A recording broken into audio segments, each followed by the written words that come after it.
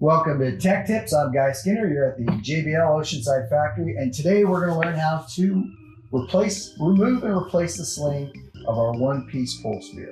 So what's going to be inside the Polespear when you remove it is this.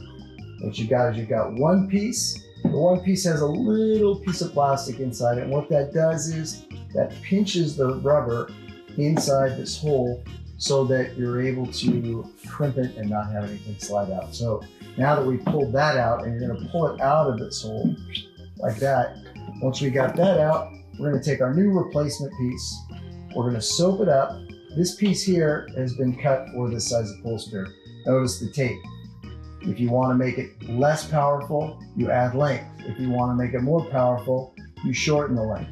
Just depends upon your personal preference. One of the cool things about our Polespear too is that, let's say you're camping, you're out on the water and it breaks, you have the option to shorten it, maybe make it a little more powerful, but you still get to hunt with the Polespear because it's adaptable. So now back to soaping it up, and the suds are basically the lubrication that allows it to slide through this little hole here. So in goes the zip tie end. Give it a little tug and grab it with a pair of pliers because it's soapy, just makes it a little easier. And then you just pull and stretch it through.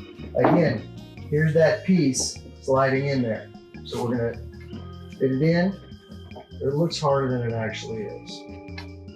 That goes in, and then you tuck this extra length down inside the Polespear. I might need some soap.